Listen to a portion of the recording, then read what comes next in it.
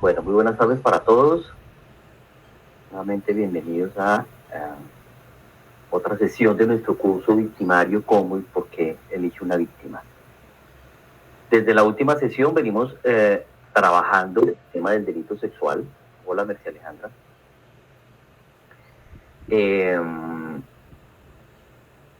Bueno, y mientras se terminan de conectar, con el quiz anterior, empecé a ver que hubo dos personas que quisieron nuevamente meterse a la plataforma, hacer el quiz, pero digamos que ya se cerró. ¿Pero qué vamos a hacer? Vamos a hacer un quiz similar en Canvas. Ya estoy hablando con Cindy para que me habilitara el tema de la plataforma, que tenía ahí algunos problemas con la plataforma. Y para familiarizarme con el tema, digamos que como contaba en la última sesión Rosangélica, yo sé que a veces nos pega duro la tecnología, a mí también, pero igual tenemos que aprender y vamos a aprender. El cerebro nos da para eso, el cerebro jamás termina de aprender si usted tiene primero determinación y después motivación. Usted no puede tener motivación sin determinación. ¿Cuál es la diferencia? Cuando usted determina, usted decide, ¿no? Y es consecuente con la decisión. Y eso le ayuda a mantener la motivación. Usted puede leerse el libro de Robin Sharma del Club de las 5 de la mañana y le parece fantástica la lectura, pero si usted no toma la determinación de levantarse a las 5 de la mañana y hacer ese paso a paso que sugiere Robin Sharma, pues no va a lograr resultados, no va a cambiar hábitos. Y la repetición de lo que vuelve los hábitos, precisamente. A medida en que usted dude. Hola, Rosangélica, claro que sí. Es que, permítame. Sí, estaba precisamente en la tarde en una audiencia virtual de un caso de delito sexual además, y el juez sí me decía que me escuchaba un poco lejos y me tocó acercar el micrófono. A ver, ¿aquí se escucha mejor? Sí, listo. Ya. Buenas tardes y muchas gracias, doctor. Sí, aquí está lloviendo mucho, por eso no escuchaba bien, disculpe. Listo, mil gracias. Bueno, y entonces, ¿qué vamos a hacer de hoy en... bueno, también es otro tema que vamos a definir. Yo sé que hoy noche ustedes tienen un día nacional, festivo.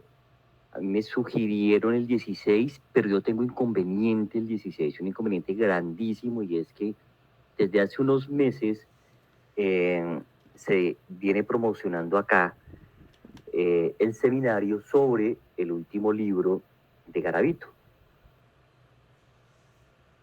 que se estrenó en la Feria del Libro. Y digamos que soy el encargado de dar como esa capacitación, no solamente con lo que el libro dice, sino con la experiencia que tuve personal, profesional, de preparar a todo el equipo periodístico que fue a hacerle esa entrevista a Garavito. Y como ustedes saben que estoy metido con el tema de las neurociencias, pues voy a hacer una aproximación al perfil neurocriminológico de Garavito, ¿sí? Algo de eso inclusive voy a hablar el día de hoy, si el tiempo nos da, si no, la otra sesión, no hay prisa, de cómo es que funciona el cerebro del agresor sexual, qué es lo que pasa en el cerebro del agresor sexual, no solamente de forma cognitiva,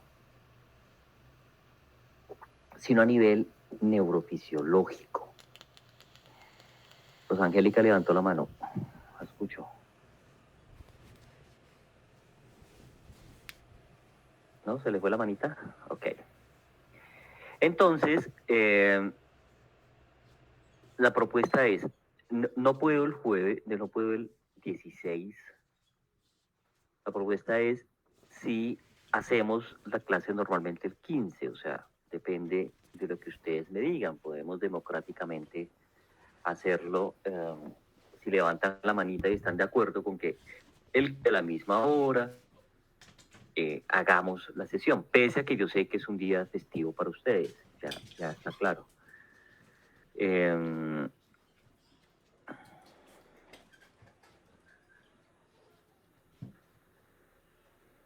Dos levantaron la mano, significa que están de acuerdo. ¿Quiénes más? Víctor, Lidia,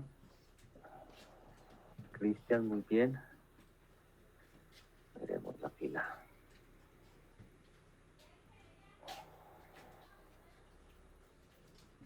Margarita, Mercy, Aníbal, María André. Bueno, parece haber una mayoría. Entonces lo hacemos el próximo martes, tal cual como lo hemos venido haciendo. ¿Sí les parece?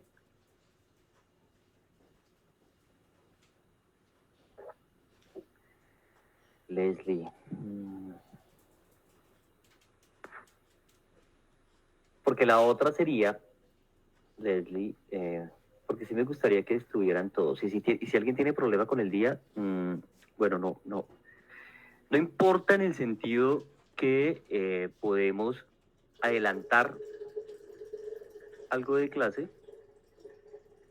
Yo les dejo material de lectura y en la siguiente clase hacemos el quiz, ¿sí? Sobre esa lectura que les deje, sobre lo que hemos visto anteriormente.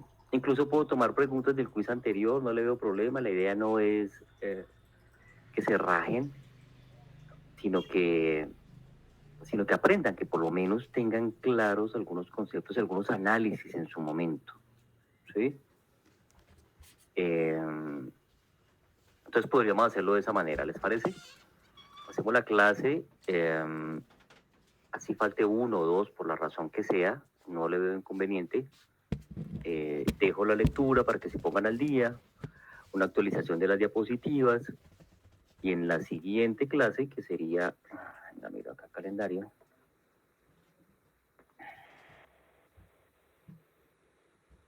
el 22 de agosto, haríamos el quiz.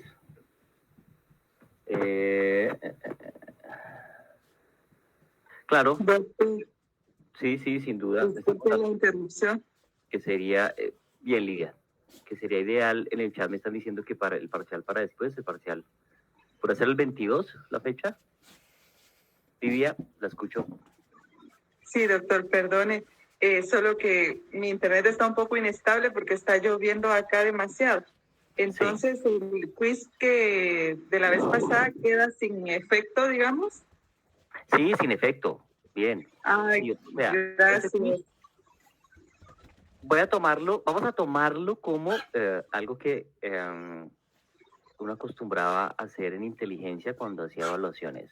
Se llama conducta de entrada. Es como un ensayo, Oscar, muy bien, exactamente. Es como un ensayo, una conducta de entrada. Entonces el próximo va a ser en la plataforma Canvas que ustedes me han sugerido, en la que debe ser además. Bueno.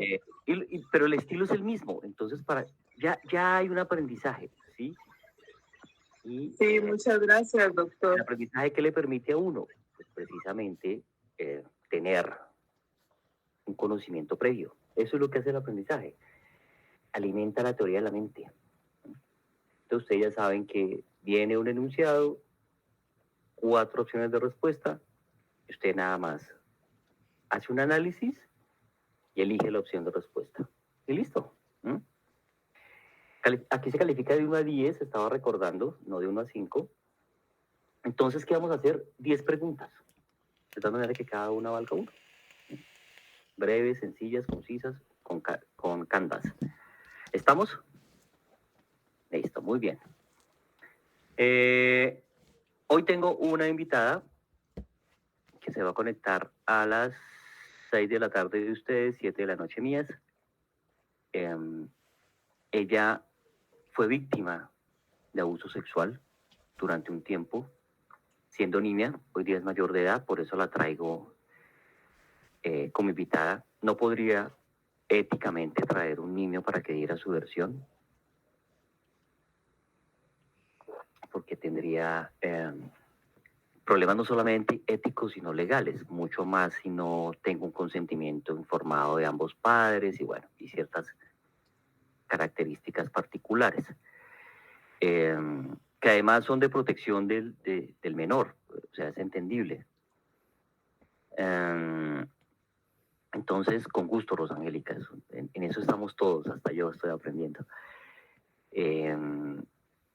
He estado leyendo sobre la atención. Bueno, estoy haciendo un entrenamiento sobre la atención como constructo neuropsicológico y es eso, ¿no? Es lo débil que es la atención, cómo fácilmente queremos responder. Nuestro cerebro naturalmente quiere responder a varios estímulos a la vez sin que tengamos un cerebro multitasking. Recuerden lo que yo les dije, eso es un mito, el cerebro multitasking.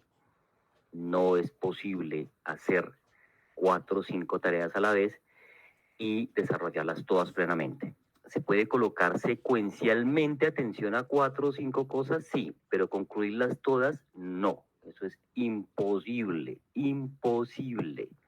Está científicamente probado. Para que me crean, les voy a dar el soporte científico acá.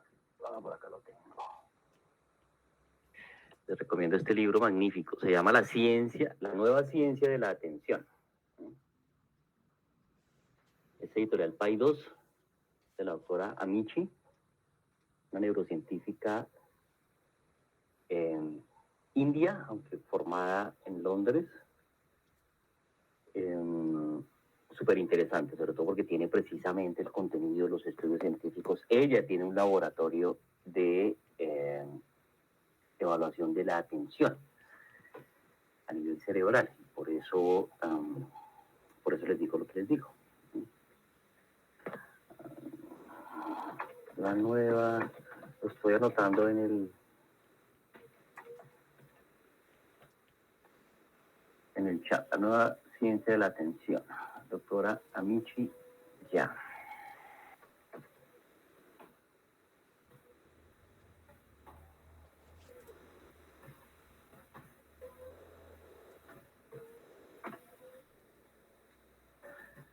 Editorial Paidós. Tienen que buscarlo físico porque no está, yo no lo encontré digital, lo compré físico. Como $20 más o menos, 18 o 20 dólares. Bueno, y pues mi invitada va a dar el testimonio de lo que sufrió como víctima. Y vamos a ir integrando un poco también todo esto que estamos repasando teóricamente, porque yo sé que muchos de ustedes, la gran mayoría, y si no todos, pues conocen por lo menos los conceptos. Y una diferencia entre lo que es un abuso sexual, un acceso carnal y un asalto sexual, por ejemplo. Y no solamente a nivel conductual, sino incluso, y mejor aún, jurídico, porque no nos podemos apartar de lo jurídico. Hay una gran diferencia entre acceso carnal y abuso sexual. De hecho, por lo menos caso Colombia, el abuso sexual está destinado para niños, niñas y adolescentes, menores de 14 años. ¿Por qué? Porque científicamente se ha probado que el cerebro a los 14 años está todavía muy inmaduro. Es decir, por más desarrollo físico que usted tenga, gonadal, de sus partes íntimas, usted ya puede estar menstruando a esa edad fácilmente,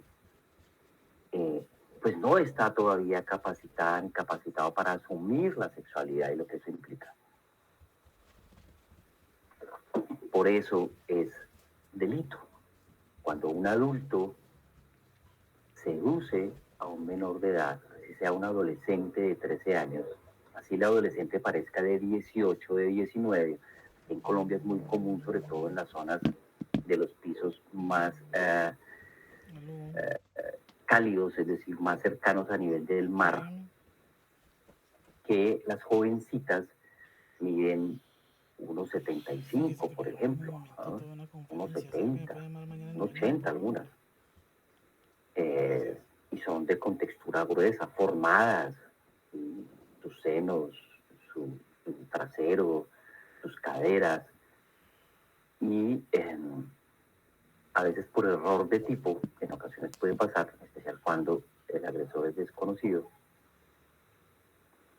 y a veces cuando la víctima, como dice la teoría de Mendelssohn y la de von Hetting, la víctima tiene responsabilidad en, me explico, cuando la víctima dice, niega que tiene 13 años, usa, aquí antes de tener la cédula de ciudadanía, el ID, se tiene una especie de contraseña, un documento que certifica que su cédula está en trámite, su ID.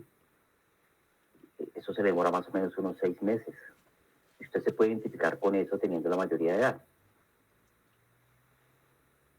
Muchas de estas jovencitas, con tal de acceder a discotecas, a bares, en México les dicen antros, aquí en Colombia el término antro es absolutamente diferente. Aquí en Colombia un antro es un sitio peligroso, es un sitio donde se venden drogas, es un sitio donde hay prostitución, es un sitio donde usted fácilmente lo pueden atracar, agredir, es un sitio de riesgo. En México es un sitio de diversión, no sé, en Guatemala les llaman antros también. Acá los sitios de rumba, rumbeaderos, en muchas ocasiones estas adolescentes se meten con esas contraseñas falsas, las falsifican o las compran en el mercado negro, se hacen pasar por alguien de 18 y como su estructura les ayuda, pasan desapercibidas. Pueden conocer ahí en esa discoteca a algún adulto, hombre, puede que tengan incluso relaciones sexuales a veces consentidas, pero a veces también hacen trampas. Entonces, a veces tuve en una ocasión un caso donde este era un oficial del ejército y estaba en esa discoteca, había una jovencita de 13 años, pero ella había entrado con la contraseña falsa, se presentó con él y dijo que tenía 19 años y efectivamente parecía 19, y se fueron a un motel a tener relaciones sexuales, y mientras estaba en el motel llegó el papá de la jovencita con la policía. Imagínense la trampa, eso ya estaba acordado, y lo hizo capturar por acceso carnal abusivo, que es otra tipificación penal, con menor de 14 años. Adicionalmente le puso un agravante y fue el de presuntamente haberla puesto en incapacidad de resistir, porque la jovencita consumió licor y el licor se lo pagó él. Entonces, fue una defensa complicada, pero pudimos demostrar que había sido objeto de una trampa. En otras ocasiones puede que ocurra sin que sea una situación tramposa y que se constituya precisamente como un delito sin que el presunto agresor pues sepa. Hay un error de tipo, hay una inducción al error incluso, precisamente por la mentira de la presunta víctima. Entonces fijémonos cómo eso tiene también sus matices. Hablamos del acceso carnal, que es toda la penetración del miembro viril por vía vaginal, anal u oral. Entonces aquí tiene la misma tipificación penal el hecho de que un adulto presione a un adolescente a que le haga sexo oral, eso es acceso carnal, o que le introduzca los dedos en la vagina, es acceso carnal. Y el asalto sexual es una modalidad específica de agresión, es la menos común, ¿sí? Es un mito, como diríamos en los mitos y realidades de la violencia sexual en nuestra sesión anterior, encontrar el asaltante sexual en sitios desolados. O sea, eso no es común, es decir, no quiere decir que no ocurra, sí ocurre, pero estadísticamente es lo menos. Por lo general, el asaltante sexual resulta ser alguien conocido, medianamente conocido por la víctima, un amigo, un compañero de estudio, un compañero de trabajo, un ex esposo. He tenido casos donde la misma expareja, y hombre, hay que decirlo, recuerde, porque aquí también hablamos de que agresor es masculino y víctima femenino, son ex esposos que agreden a sus exparejas. Recordemos que el elemento psicológico metido, inmerso en la agresión sexual no es el sexo, es la humillación, es el control, es la dominación de la víctima, es la manipulación, por ejemplo, en el caso de los menores de edad. Entonces, teniendo claro esta diferenciación, preguntas, dudas, comentarios. Muy bien. Los doctores Marchand y Marshall consideran que dentro de la etiología, es decir, dentro de las causas de la agresión sexual, hay una influencia de la infancia. Sin embargo, también es un mito si usted lleva al extremo decir que los agresores sexuales de niños, niñas y adolescentes son necesariamente sujetos, hombres y mujeres, que hayan recibido agresión sexual en su infancia. Eso no es cierto. Hay mucha gente que fue agredida sexualmente y no son agresores sexuales. Algunos tienen cierta distorsión con su sexualidad, sí puede ser. Ustedes, por ejemplo, van a descubrir eso con la invitada mía de hoy. ¿Sí? Cuando ustedes, no sé, le pregunten, o sea, se va a hablar de sexo abiertamente, con respeto, pero abiertamente. Ustedes le preguntan a ella cuál es su preferencia sexual, ella se los va a responder, si le gusta qué tipo de práctica sexual es la que prefiere, también se lo va a responder. Está dentro del contexto porque es de lo que estamos hablando. No sé si le pregunto, por ejemplo, qué tipo de pornografía ve o le ha gustado ver también, qué tipo de parejas ha tenido, hombres, mujeres, ambos, no sé. Está abierto desde que la pregunta sea respetuosa, no hay límite, no hay ningún problema. Sin embargo, no es un determinante el tema de la infancia, en absoluto. Pese a que está demostrado que las experiencias sexuales no explicadas, ¿sí? Es decir, no retroalimentadas con amor, con enseñanza, con afecto, sino a través del miedo, del ocultamiento, de lo malo, pueden generar tergiversaciones de la sexualidad posterior. Me explico, que sorprenda al niño masturbándose y lo regañe, lo humille, lo golpee. Esto puede generar una situación traumática en la sexualidad del niño. No significa que lo vaya a volver agresor sexual, pero sí que su sexualidad se empiece a tergiversar. ¿Por qué? Porque su cerebro aún no está desarrollado. Porque recuerden que lo que está a esa edad es muy límbico, es muy emocional. La corteza cerebral todavía no está plenamente formada. Los lóbulos frontales en su funcionamiento menos. O sea, es que es ridículo que alguien diga, hace poco lo leí en un informe, con un niño de 7 años que tenía funciones ejecutivas, que tenía pleno uso de sus funciones ejecutivas, decía el informe. Yo decía, por Dios, ¿qué tipo de psicóloga se atreve a afirmar esto? O sea, perdónenme. Y fue precisamente por un niño en un colegio donde empezó a pellizcarle el trasero a las niñas. Entonces una de esas niñas le dijo a la mamá que era abogada, la mamá armó un escándalo, llamó a una institución de protección al menor que existe acá, que se llama ICBF, y el niño lo evaluaron. Lo evaluó una psicóloga de esa institución. Y la psicóloga de la institución dijo que el niño tenía las funciones ejecutivas plenamente desarrolladas o plenamente funcionales. Por Dios, ¿qué es esto? O sea, no. Y no satanicen el comportamiento del niño, porque lo victimizan.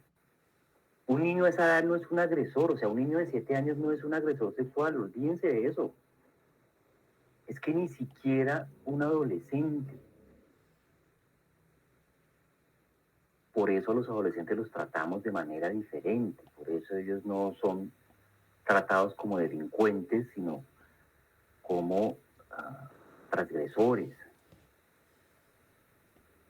Por eso con ellos se puede trabajar, muy diferente a asumirlo con el adulto.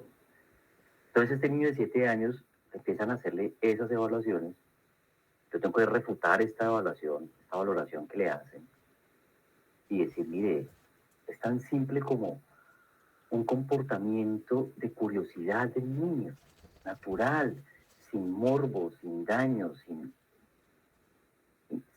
mala intención. Que hay que trabajar con el niño, claro, pero desde la comprensión, desde el afecto, desde el amor, no satanizarlo, no dar por hecho que ese niño hizo eso porque fue agredido sexualmente y porque va a ser un agresor sexual. No. Es más, yo conozco incluso los padres del niño, al abuelo, porque el abuelo es un abogado que ha trabajado conmigo y hasta fue compañero mío en el DAS. Entonces sé de dónde viene, no puedo afirmar que es de una familia disfuncional, no. Pero cuando se da por hecho estas situaciones y además se le colocan etiquetas al niño, pues lo dañamos. Ahí sí le podemos estar dañando la sexualidad al niño. Ahí sí lo podemos, a través de esa etiqueta, victimizar. Su aprendizaje de hábitos sexuales presenta un ratio, es decir, una tasa de actividad masturbatoria superior a otros adolescentes, con fantasías en las que existen mayores componentes de poder y desviación que entre sus iguales. Esas circunstancias incrementan la vulnerabilidad hacia un agresor sexual, algo que ocurrirá si los factores ambientales o sociales son favorables, es decir, recuerden lo que hablábamos en la última clase, el aspecto epigenético. Si no se corrige, si se sataniza al niño, si sufrió posiblemente alguna agresión de tipo sexual y no elaboró la situación, quedó el marcador somático en su cerebro, pues sí hay una probabilidad de que lo replique.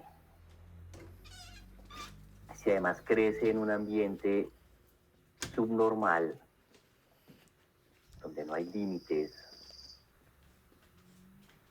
donde hay violencia, pues todo eso va a potenciar la situación de la agresión sexual.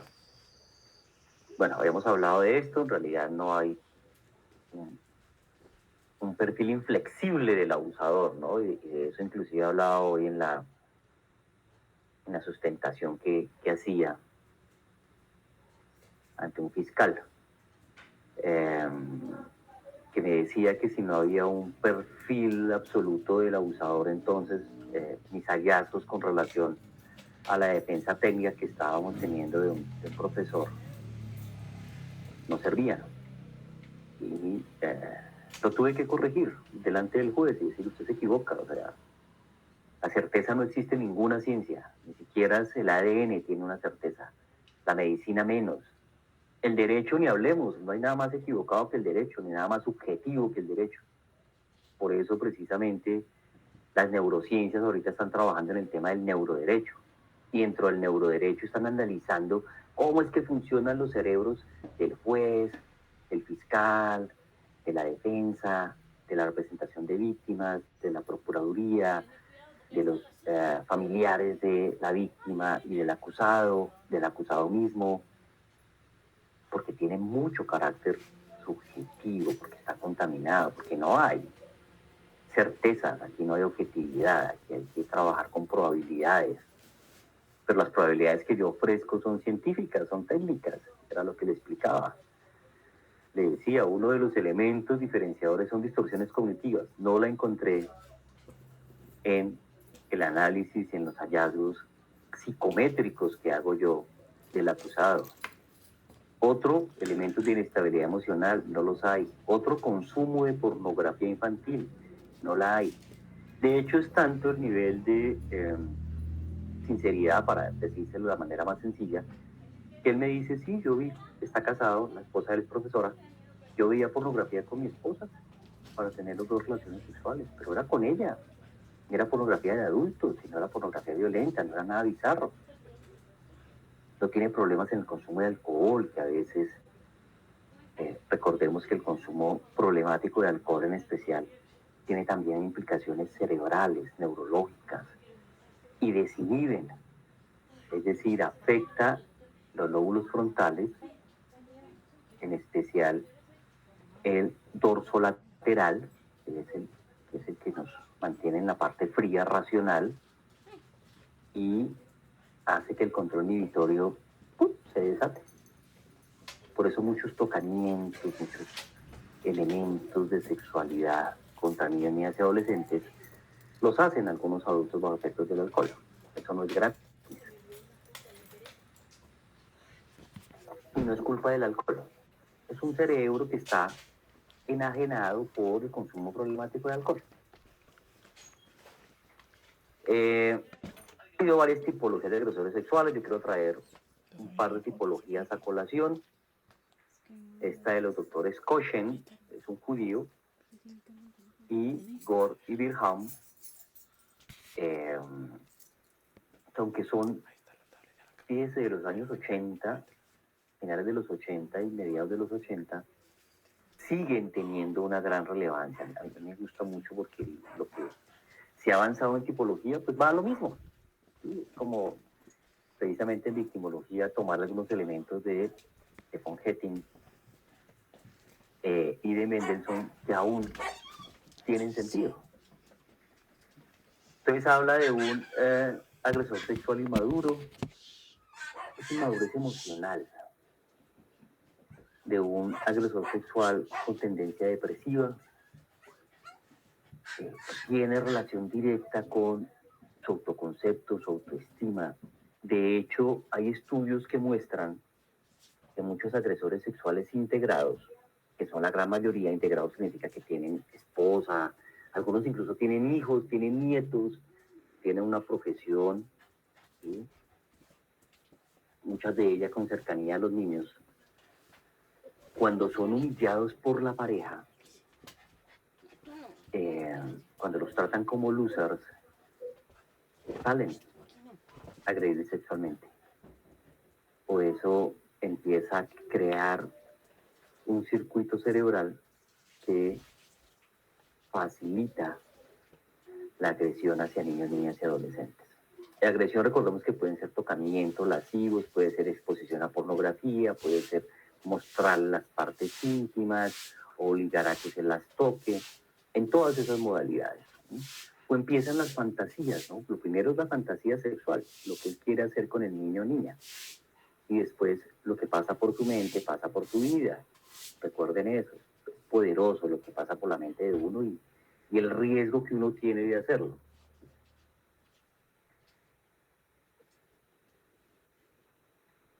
El agresor sexual agresivo es el menos frecuente. De hecho, cuando usted encuentra al paidófilo que accede carnalmente, este termina asesinando a los niños.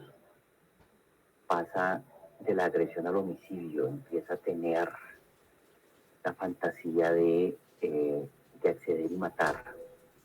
Fue lo que le ocurrió a Rafael Uribe Noguera, uno de los casos que voy a comentarles hoy, que fue muy mediático aquí en Colombia hace unos años, que tuve la oportunidad de conocer de cerca, porque es un libro que se hizo sobre él, uno de los capítulos precisamente contribuía a describir el perfil o la caracterización comportamental de Uribe Noguera, de cómo se convirtió en lo que se convirtió.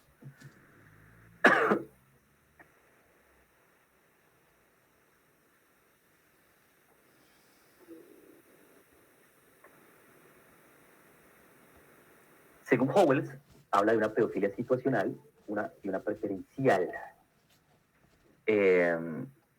Situacional es de oportunidad. ¿Sí? Algunos... aquí quiero aclarar algo, cognitivamente, o desde la psicología cognitiva. La paidofilia o pedofilia, como comúnmente se le conoce, pero recuerde que el término griego es paidos, niño, y así como la editorial Paidos. Es la atracción, entre comillas, sexual, porque hay más que solo el tema sexual, hacia niños o niñas. Y no todos los paidófilos se convierten en agresores sexuales. si el pedófilo siente la atracción, el pedófilo consume bastante pornografía infantil. Pero recuerden lo que les acabé de decir, lo que pasa por su mente pasa por su vida. Eso es como si usted fuertemente desea tomarse un whisky de 18 años. Y inicialmente no lo hace porque no tiene el dinero, porque es costoso. Pero usted empieza a fantasear con querer tomar ese whisky, saborearlo, el sabor de la malta, la diferencia con el whisky tradicional de 12 años o con un whisky barato que usted haya consumido. Esa fantasía hace o facilita que en algún momento usted entre y se robe el whisky o haga lo que sea para conseguir el whisky y tomarse el whisky, probar el whisky. Lo mismo ocurre con la paidofilia. Empieza a incrementar la fantasía y a reforzarla. Y recordemos ese circuito dopaminérgico de refuerzo en el sistema límbico hasta que lo hace. Entonces, cuando tiene la oportunidad, toca al niño, lo manosea, expone sus partes íntimas, lo filma, hace cosas sexualmente impropias con el menor. Y la otra tipología que nos habla Howells es la preferencial. Estos ya tienen una preferencia incluso victimológica de niño, de niña.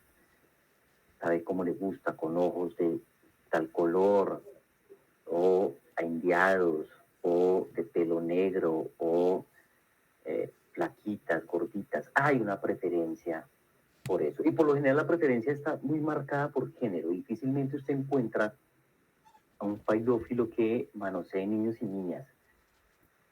Por lo general, y más del 90%, tienen preferencia, es o solamente niños o solamente niñas. Y tenemos otra tipología, pero que no es de Howell, sino que es de Lanyon, que añade una tercera categoría llamada los pedófilos violentos y los violadores, que son los menos comunes. Aquí hay algo bien interesante, y tengo que decirlo porque eso lo conocí desde hace muchísimos años, y es precisamente las grandes redes de pedófilos o de pedófilos que hay en el mundo. Gente poderosa. Yo creo que les hablaba en la sesión anterior de que las cárceles aquí en Colombia están llenas de agresores sexuales de estratos bajos. Pero aquí no hay agresores sexuales condenados de estratos altos, salvo unas excepciones, y una de esas excepciones es Rafael Uribe Noguera. Y ahorita les cuento por qué. Pero la pregunta es, ¿será que es que en los estratos altos hay menos agresores sexuales o no hay? No. Es más, de hecho, se presume que hay más agresores sexuales en los estratos altos, o más pedófilos o pedófilos, que en los estratos menos favorecidos. Y hacen parte de redes poderosísimas a través de la dark web. Usan simbología como la que ustedes están observando ahí. Esto no es una percepción mía, esto fue algo que el FBI precisamente desarchivó hace más de una década, que encontró en esas redes ocultas la simbología de estos individuos para buscar niñas, niños, niñas y niños, niñas en redes sociales o niñas, bebés, incluso bebés.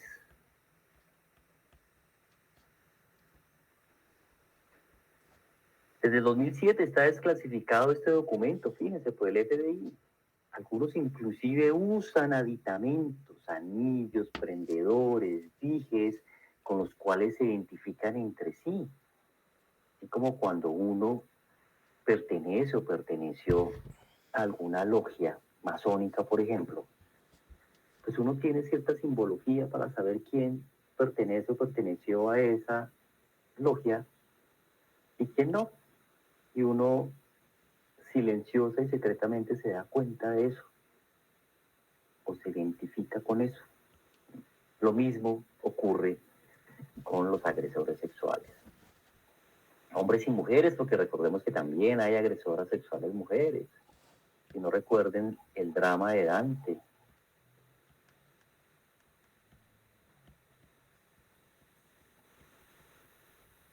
Les decía que uno de los indicadores más fuertes entre quienes son agresores sexuales de menores de edad y quienes no lo somos son las distorsiones cognitivas.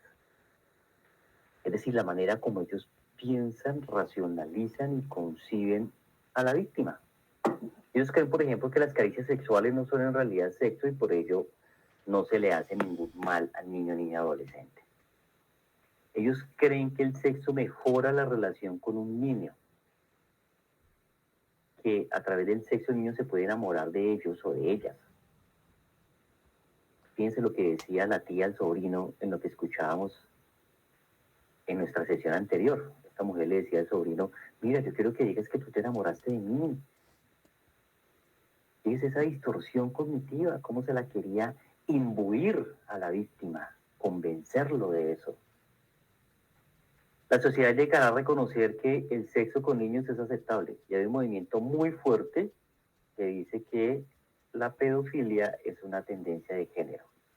O sea que así como alguien puede decidir ser homosexual, bisexual, asexuado, pentasexuado, bueno, ya se inventan cada estupidez, pues que también puede ser pedófilo. Cuando los niños preguntan sobre sexo, significa que él o ella desean experimentarlo. El sexo práctico es una buena manera de instruir a los niños sobre el sexo. La falta de resistencia física significa que el niño desea contacto sexual. Fíjense, eso es producto de una mente distorsionada, de un cerebro distorsionado. Y esto es propio del agresor sexual. Por eso hay una escala, quienes son psicólogos y psicólogas que yo recomiendo utilicen. Si logran baremarla en su país, mucho mejor. Aquí la tenemos baremada en Colombia. De hecho, hay un muy buen artículo, una revista de criminología acá que tiene la Policía Nacional, es de donde yo los traigo, es la escala de distorsiones cognitivas de Abel and Baker. Y los señores Abel and Baker, de una manera brillante, sacan 29 ítems o frases que tienen que ver con distorsiones cognitivas de niños, niñas y adolescentes, que tienen los agresores sexuales de niños, niñas y adolescentes. Tiene una puntuación directa, tiene una puntuación baremada, depende. ¿Sí? Acá tenemos unos baremos, como le digo. La puntuación directa máxima es de 145. Y las puntuaciones bajas obtenidas en la escala directas son las que correlacionan con las distorsiones propias de agresores sexuales. Pero depende, varían los baremos de un país a otro. Tengo entendido que también hay una baremación mexicana, no recuerdo si argentina o chilena. Lo ideal es que la hagan con sus países, con su población, con la población de agresores sexuales, condenados por la justicia, gente a la que no haya superado las instancias a las que tiene derecho. Aquí hay que superar 3 instancias para que usted reciba ya la condena final, ante la Corte Suprema. Es con esos con los que se trabaja. Y es uno de los elementos diferenciadores.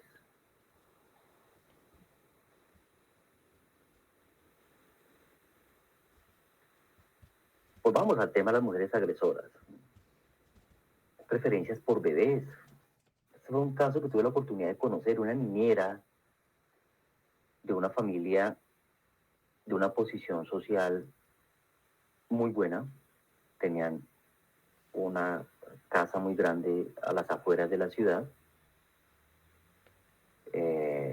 Contratan una niñera por una agencia de niñeras. Ellos se van de viaje. De hecho, la señora antes de irse a su viaje le había comprado la última generación de iPad y la generación anterior de iPad se la regala a la niñera.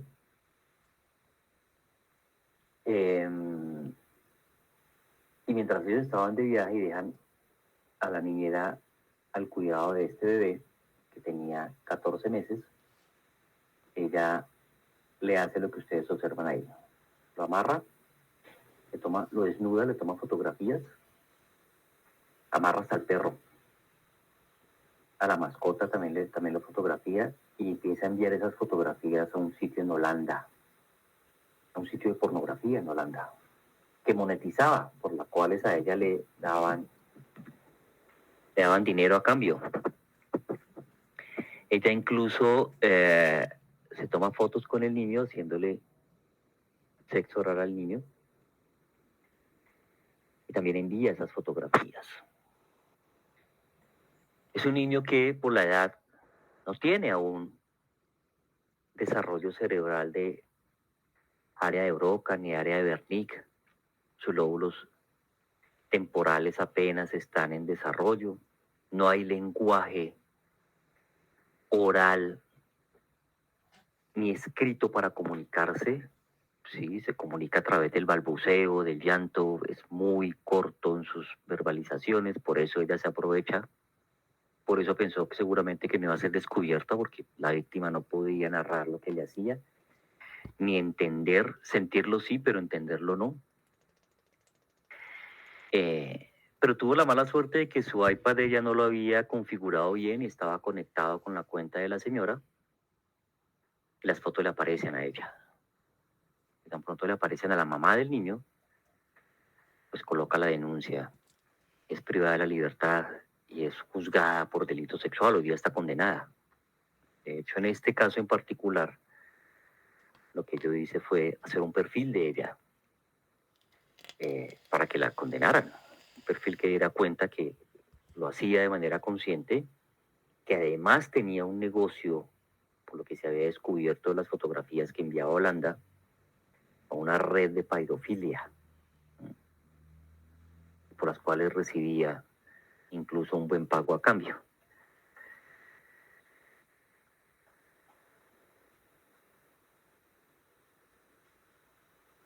Bueno, el caso de Dante Hincapié, que ustedes lo conocen muy bien.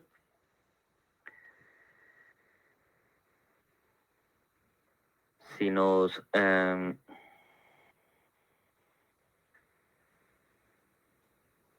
da el tiempo, es posible, o de pronto no, les traería este caso, es el caso de Wilder.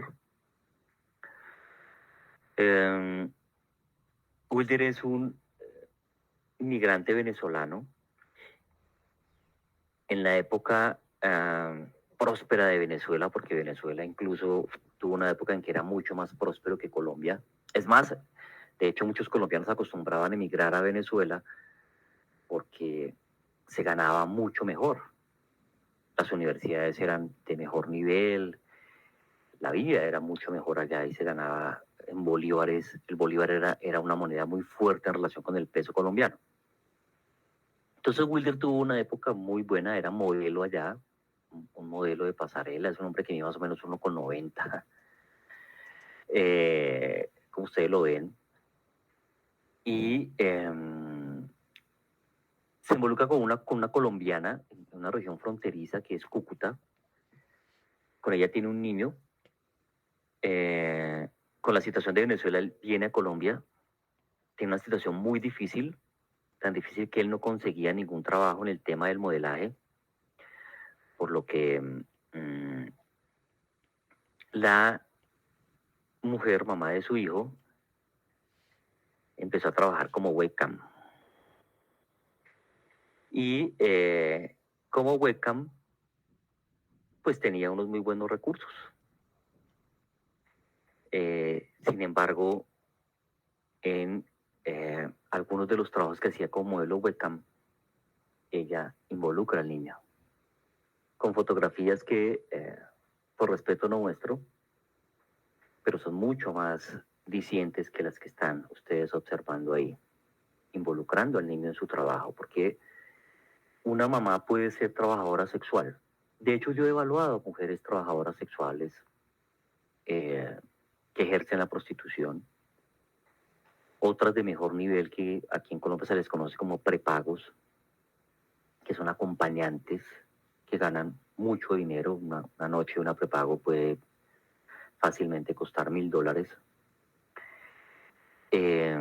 Que son mamás, pero que igual son mamás responsables, que son mamás que no involucran a sus hijos en su negocio, que son mamás cuidadoras, protectoras, que tienen idoneidad parental. Entonces, si hago yo como perito, como forense, una valoración de idoneidad parental, encuentro que esas características, esas habilidades están conservadas.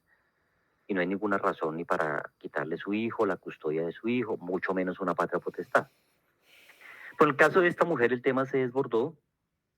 Ella involucra a su hijo en este tipo de situaciones fuertes, bizarras. Fíjense acá cómo coloca su rostro en medio de las piernas del niño.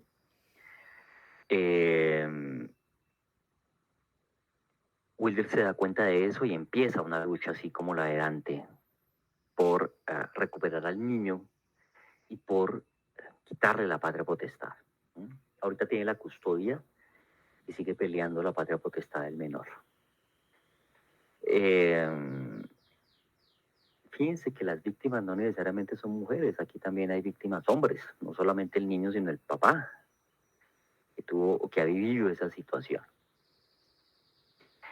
¿Qué elementos tiene el ofensor incestuoso? Es muy común, lamentablemente, incluso culturalmente.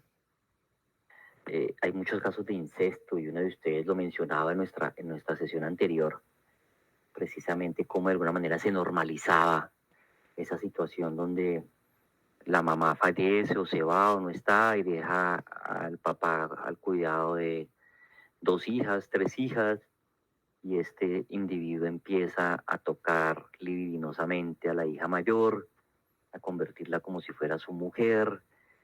En ocasiones aberrantes las embarazan con todo lo que esto genéticamente trae. En fin, son situaciones improcedentes, impropias, que penalmente constituyen el delito y psicológicamente también generan un daño. Los seres humanos no están hechos a vincularse sexualmente con su propia sangre. Ese no es el punto. Y trae evidentemente una consecuencia.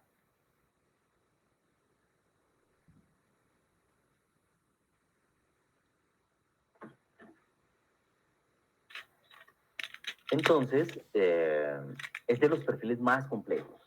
¿Por qué es complejo? Porque cuando hay relaciones incestuosas a través del tiempo, es decir, cuando son sistemáticas, la víctima hace la revelación tardía. Por lo general cuando cumple mayoría de edad o cuando se emancipa.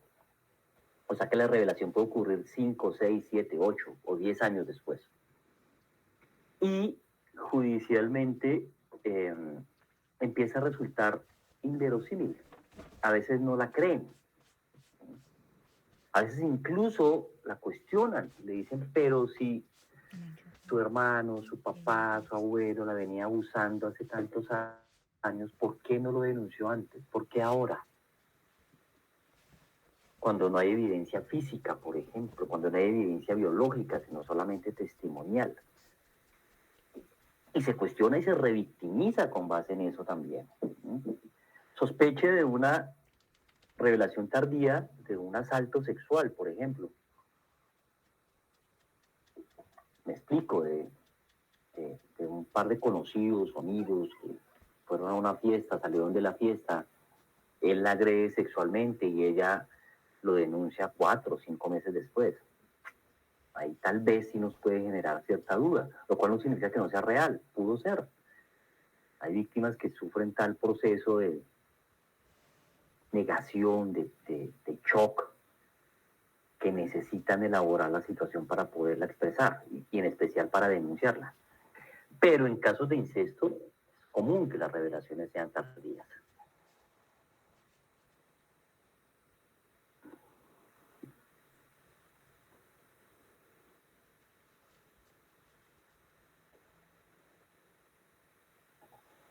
esta fotografía la traigo a colación porque es lo que se encontró en el celular de un padre de familia, ¿no?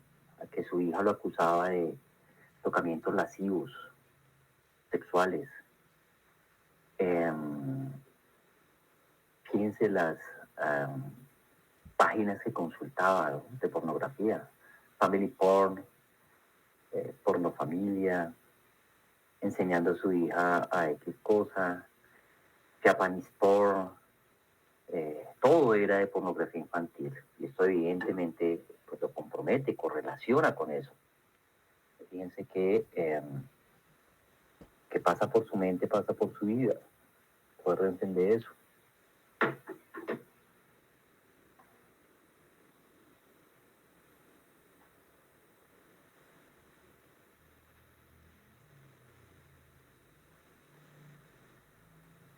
Y en los casos de incesto ocurre esto que se ha denominado síndrome de acomodación al abuso sexual, que aunque no está en la nosología que los psiquiatras y los psicólogos utilizamos, propia del DSM-5 o del CIE versión 10-11, que también ya está funcionando, pues sí es real como síndrome, sino que tiene varias características, ¿no? Y es precisamente el doctor Sumit quien explica este fenómeno que se presenta en el abuso sexual, que tiene un proceso de 5 categorías específicas de la vulnerabilidad del niño o la niña, y 3 de las cuales son contingentes o subsecuentes del abuso sexual, es decir, son consecuencias del abuso sexual: el ocultamiento, el desamparo y el acorralamiento y acomodación. Y anudada a ellas con el tiempo viene la denuncia tardía, que además resulta conflictiva e inconvincente. Y fíjense en esto, la retractación, por eso no todas las retractaciones son reales. Hay retractaciones que precisamente se hacen para evitar eso, para evitar la conflictiva, para evitar, en algunas ocasiones incluso las retractaciones son para lograr que el padre proveedor de la casa salga de prisión, sea absuelto mejor, porque la única manera aquí de recuperar la libertad de un acusado por agresión sexual con menor de edad es a través de la absolución o del vencimiento de términos, pero el vencimiento de términos aquí tiene 2 características. La primera, que pase 1 año sin que se haya enfrentado a juicio y a un fallo el privado de la libertad. Pero en delito sexual hay un componente, y es que la fiscalía puede pedir hasta 2 años para que eso ocurra. O sea, lo puede prolongar 1 año más. Entonces los vencimientos de término no son tan fáciles de lograr con presuntos agresores sexuales. Sin embargo, buscan es precisamente a través de la retractación ser absueltos. Pero esa retractación debe ser ponderada en el juicio, por eso es importante que vaya el menor o la víctima, si ya es mayor de edad, a dar esa retractación en el juicio para que sea creíble o no, de acuerdo a lo demás. Tenemos ofensores sexuales por poder, estos en realidad son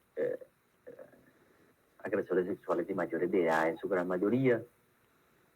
Tenemos ofensores sexuales sádicos que usan precisamente la humillación, el dolor sobre la víctima como el elemento de ganancia psicológica.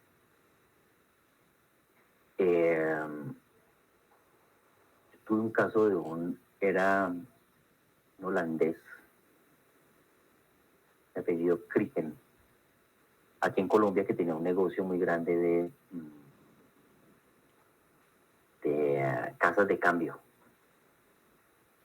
Y él acostumbraba a contratar trabajadoras sexuales, pero las embriagaba. Muchas de ellas inclusive ni se embriagan, porque algunas están muy acostumbradas a consumir licor, incluso a consumir droga alucinógena, ¿no? Tienen un nivel de tolerancia alto. Pero él aún así pues, les ofrecía trago, droga, las amarraba así como ustedes observan ahí y empezaba a golpearlas. Algunas de ellas aceptaban la práctica sadomasoquista, pero otras no. Las que se negaban les ensañaba más con la agresión. Tenía en el apartamento unos arnés, todos los juguetes y las cosas necesarias para esos rituales, porque era una especie de ritual lo que él hacía con ellas. ¿Me están escuchando? ¿Aló? Sí, doctor, se escucha. Sí, doctor, se escucha bien. Bueno, es que aquí se me con la pantalla, bueno, ya se descongeló. Y el famoso Kriken hacía sus rituales hasta que una de ellas se desmayó, medio moribunda, él se asustó, la dejó abandonada fuera de su sitio de vivienda y el esposo de ella era quien la esperaba afuera. Una vez cumplida el servicio, que era más o menos una hora, hora y media, habían pasado más de 2 horas, ella no llegaba, entonces él fue a buscarla, la encontró desmayada, y es donde se genera la denuncia y todo el tema de esta situación y se reveló, se descubrió. Algunos violadores seriales tienen ese nivel de sadismo, pero aún no quiero hablar de violadores seriales, eso ni agresores sexuales seriales, lo quiero hablar cuando trabajemos el tema de la perfilación criminológica, porque es algo muy especial, muy particular. Por ahora quiero solamente hablar e ilustrar sobre el agresor sexual más común que ustedes encuentran. Rafael Uribe Noguera. ¿Conocieron este caso aquí en Colombia? Si alguien lo conoció, quisiera que me hablara de lo que pudo conocer del caso. Quisiera escucharlos a ustedes.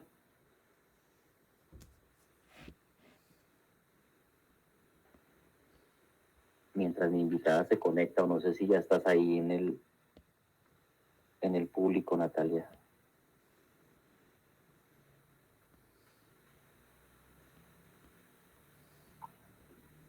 No se ha conectado, ya se va a conectar. ¿Recuerdan este caso? No sé, seguramente llegó la noticia en algún momento, esto ocurrió en un diciembre.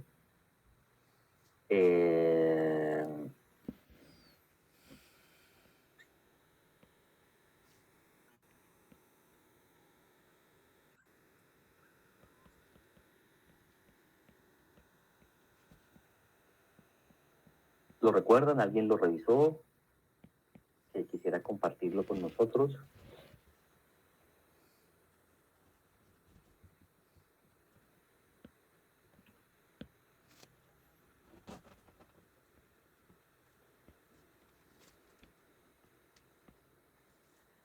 Ok, voy a resumirlo entonces. Rafael Uribe Noguera, que es el hombre que ustedes ven arriba a la izquierda de la ayuda, era un arquitecto bogotano perteneciente a una familia muy prestigiosa acá, prestigioso porque su papá había sido decano de la Facultad de Arquitectura de una universidad también muy prestigiosa acá, Universidad Javeriana, una universidad pontificia, significa que depende allá de Roma, del Vaticano. Y este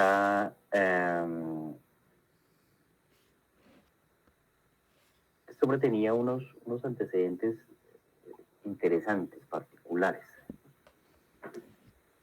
El primero de ellos era que había tenido una infancia desbordada, sin límites. Sus padres no le ponían límites, entonces empezó muy joven a consumir alcohol, a tomar alcohol, a fumar cigarrillos, consumir droga alucinógena. Yo tuve la oportunidad de entrevistar al mejor amigo de él, que coincidencialmente se formó como psicólogo en otra universidad aquí muy prestigiosa, que es la Universidad de los Andes. Y él me contaba que este muchacho era el alma de la fiesta, ahí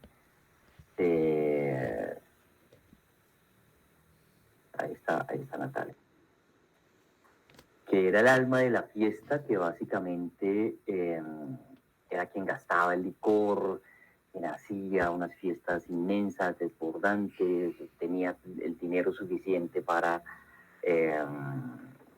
no escatimar en gastos. Su consumo de drogas lo llevó a tener ciertas inclinaciones de tipo sexual por el travestismo. por involucrarse en esa red de paidófilos que yo les mencioné al comienzo de esta sesión y pertenecer a una élite que a través de catálogos accedían a estas niñas, eran niñas. Sin embargo, él se cansó de todo eso. En un momento quiso pasar de un rol pasivo a un rol activo, es decir, a ser cazador, no recolector, como antropológicamente hemos sido, ¿sí? Cazadores o recolectores. No, este ya no recolectaba, ya no le traían a domicilio las niñas, sino que él prefirió salir a buscarla. Y más o menos a 2-3 kilómetros de donde vivía, en un sector exclusivo, en un edificio que él mismo había diseñado como arquitecto, se llamaba EQ66, además inspirada en una película bizarra de una relación afectivo-sexual de un hombre con un caballo, o sea, una reacción zoofílica, una relación zoofílica. Pues él tenía el penthouse, lleva a la niña a ese penthouse, va y la rapta en este, ¿qué le decimos? Barrio, colonia. Se la lleva para el apartamento, la embadurna en aceite de cocina. Fíjense la simbología que tiene eso como de preparar la comida. La desnuda, evidentemente, la amarra, la mordaza, la accede carnalmente y la termina asesinando. Mezcla en ese mare magnum de dopamina, alcohol, drogas, música, ritual de sexo desmedido, sadismo, termina asfixiándola mecánicamente. La esconde en el jacuzzi y llama a uno de sus hermanos que pertenecía, un hermano abogado que pertenecía a una de las oficinas de abogados más prestigiosas del país, a pedir que lo ayude. El hermano va por él, se lo lleva a una clínica, lo internan en la clínica por un presunto situación de desintoxicación. Pero un grupo especial de la policía acá ya había seguido el rastro de la niña desaparecida y la encuentran precisamente en el apartamento de él, con toda la evidencia posible, toda la que lo vinculaba, evidencia biológica, evidencia conductual, toda, cámaras de seguridad, y es condenado a la máxima pena en Colombia, 60 años de prisión. De hecho, comparte cárcel con Garavito, es un compañero de... No es la misma celda, pero sí una celda contigua, porque cada uno tiene una celda para sí solo. Ellos tienen una protección especial.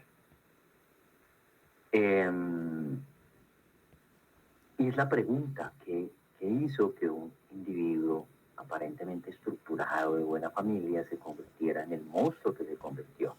Por eso el primer título que buscamos para el libro fue el caso del arquitecto Noguera, Uribe Noguera, Mr. Hyde. Y el doctor Yerkin, Mr. Hyde. Después lo llamamos simplemente Juliana Nunca Te Irás, en honor a la niña, a la víctima. Y es así como el libro se puede conseguir. Se llama así, Juliana Nunca Te Irás. Porque se convirtió en un símbolo de ese crimen tan atroz que cometió este sujeto. Y que es, para quienes lo quieran revisar, voy a copiar el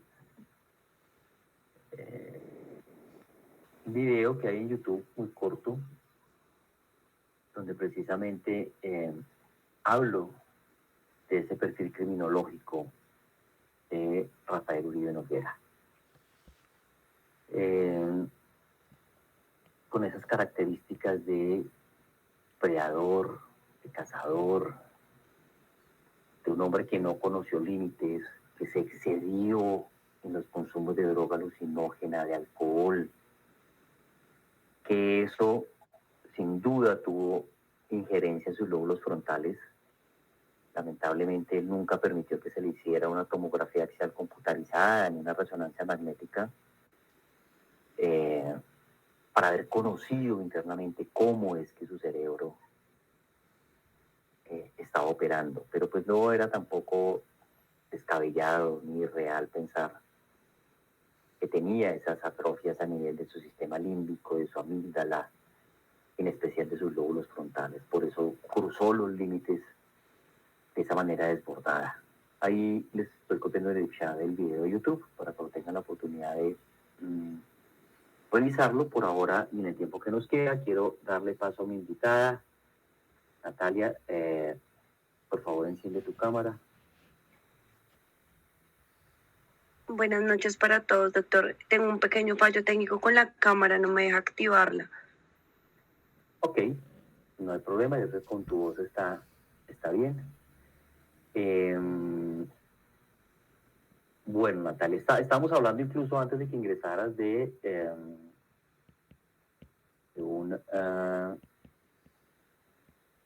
las características de los agresores sexuales, en especial de los paidófilos o pedófilos, con niños, niñas y adolescentes. Y pues hacía un preámbulo de tu caso. No lo he descrito porque pues quién mejor que tú para describirnos esa evidencia que tuviste. Y que me gustaría que en este momento nos la compartieras, y con base en eso, yo sé que los asistentes que están acá, que son todos profesionales en diferentes áreas, en psicología, en criminología, pues te hagan las preguntas pertinentes. Entonces, te escuchamos, Natalia.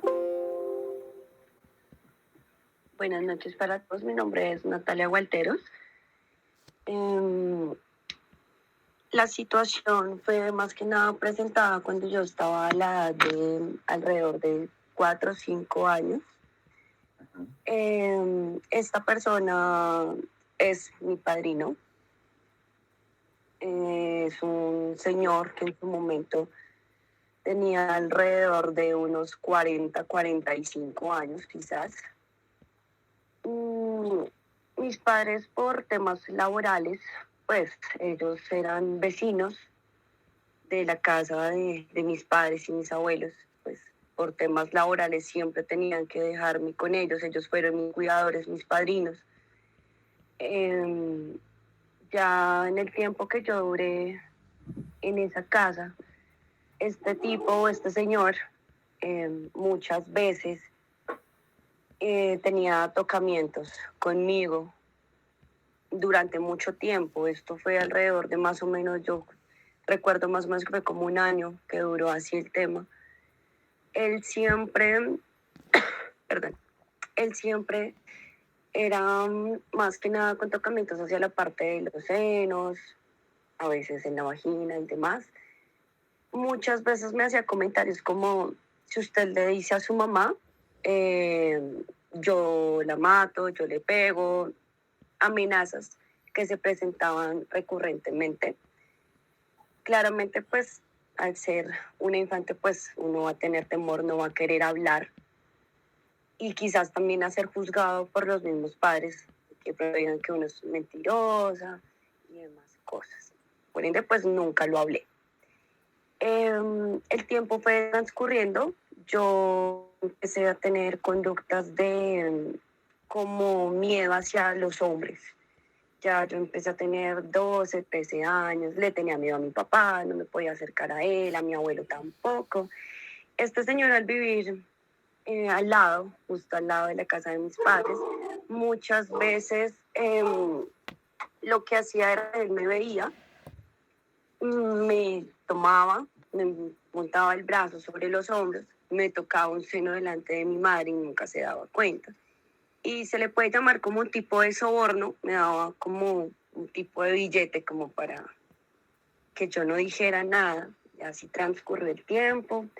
De ese tiempo, cuando yo era tan niña, lo que puedo recordar, cosas muy puntuales, eran como objetos que estaban dentro del lugar donde se presentaban los hechos, como, no sé, había un reloj azul.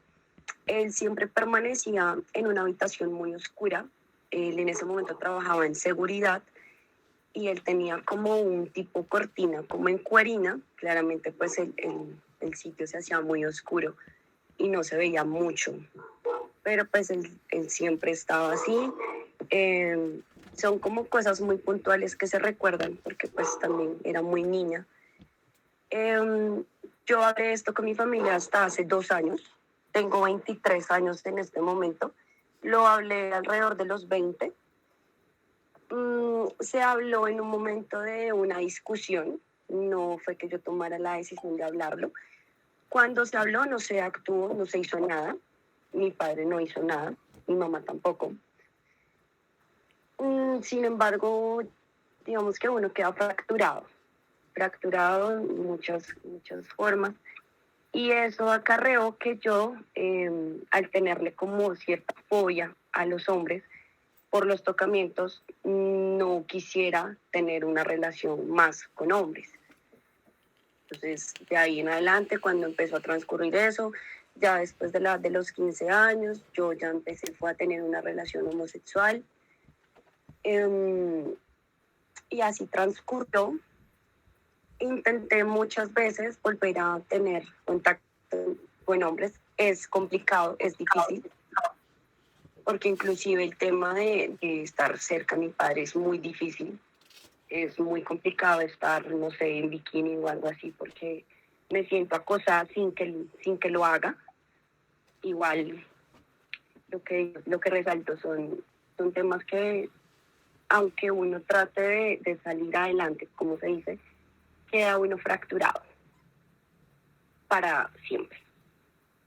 Este señor lo he visto todavía, lo veo aún, y claramente pues yo quisiera decirle muchas cosas, he pensado también en denunciar. Sin embargo, ya considero que ya por el tiempo no sé si sea una buena opción. Pero este tipo sigue ahí, no se le hizo nada, no sucedió nada.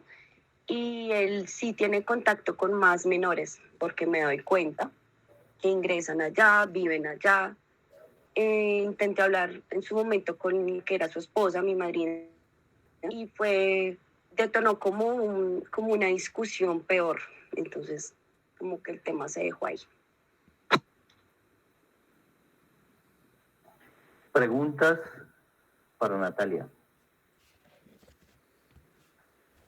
Pueden escribir al chat o los escuchamos en el audio.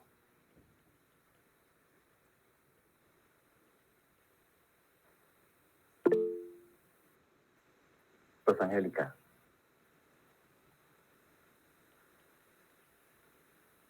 Buenas tardes. Mucho gusto, Nati. Me da mucho gusto saber que está bien. Le animo a que siga el proceso terapéutico si no lo ha pasado, y si ya lo pasó, pues hay que continuar. Ánimo. Es lo único que le puedo decir, por favor. Bueno, atención a lo siguiente.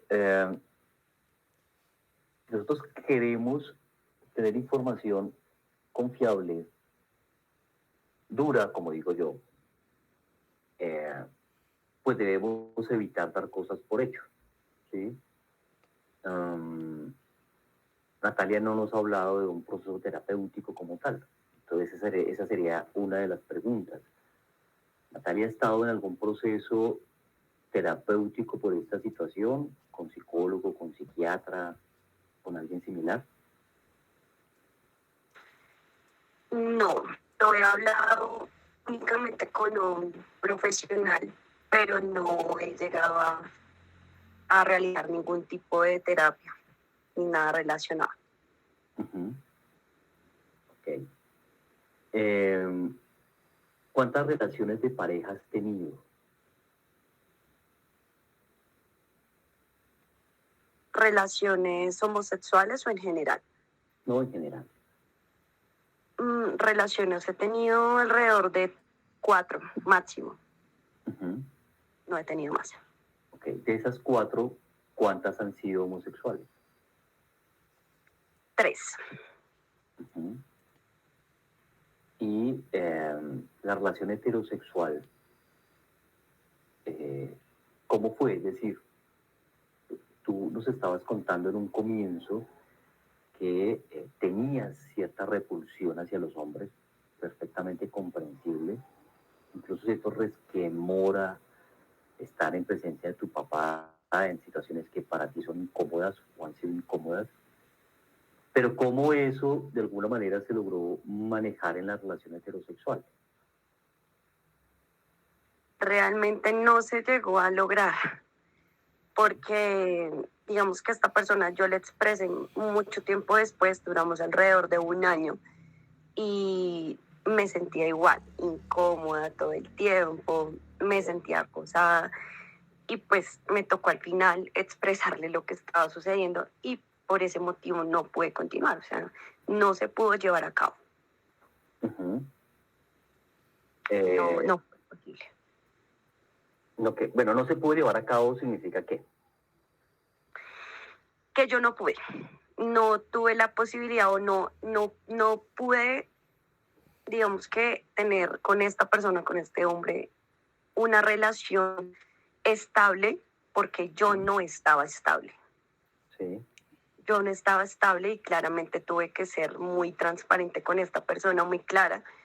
Cuando le comenté, pues la persona intentó como, vale, busquemos una solución. Sin embargo, cuando yo tengo como ese tipo de fobia hacia un hombre, es muy difícil que yo pueda tener al menos una relación sexual con él, porque me voy a sentir acosada, me voy a sentir mal. Entonces, al yo no estar estable, claramente no voy a llevar una relación estable con un hombre. Uh-huh. Y en tus relaciones homosexuales, ¿en cuál duraste más tiempo? O sea, ¿cuál fue la más estable? La más estable fue mi última relación. Duré con esta persona 3 años y medio aproximadamente. Uh-huh. Tuvimos una relación muy estable, muy estable. Se terminó por relaciones, de pronto que esta persona ya tenía otros objetivos y demás, pero digamos que en temas emocionales, sexuales y demás, todo fue muy estable con ella. Ok. Hablábamos acá en la clase en un comienzo que en relación con el agresor sexual de menores de edad tiende a asumir básicamente dos roles. Uno de ellos es ser seductor, es decir, engañar al menor, irlo convenciendo de que lo que le está haciendo no es malo para él o para ella. Junto con la seducción lo acompaña de regalos que pueden ser materiales o puede ser dinero, como tú nos contabas en un comienzo. Y hay un rol agresivo que puede, o intimidante, para decirlo de otra manera, que puede asumir, y es donde precisamente utiliza la amenaza. En tu caso, ¿cómo ocurrieron estos roles? ¿Qué era lo que concretamente pasaba que tú recuerdes? Bueno, en cuanto al tema de regalos y demás, efectivamente hubo más que nada manipulación en temas de dinero, amenazas, todo el tiempo existieron. Aparte de esto, cuando ya se presentó el tema de que ya era manipulación con dinero, trataba yo de decirle a esta persona como que ya era suficiente, que ya él sabía que yo no iba a decir nada y aún así lo seguía haciendo. Claramente, pues cuando la persona se me acercaba de esa manera, al ser un hombre tan mayor, genera como, empieza a tener uno como persona cierto miedo, empieza a crecer en mí más el miedo a que quizás pueda llegar a inventar cosas fuera de la realidad de lo que había sucedido. Entonces sí fue un tema más que nada más económico, que empezó como con el tema del dinero y demás, con regalos, con ropa, con ese tipo de cosas, y ya después fue con el tema de las amenazas, más que nada con eso. Ok. Después de que a ti te ocurre toda esta situación durante ese tiempo, que fue de manera sistemática, es decir, no estamos hablando de una, ni de dos, ni tres veces, sino seguramente muchas más, ¿hubo ya en tu adolescencia alguna situación donde tú hubieras intentado quitarte la vida? Sí, yo estaba estudiando, yo estaba más o menos en sexto grado.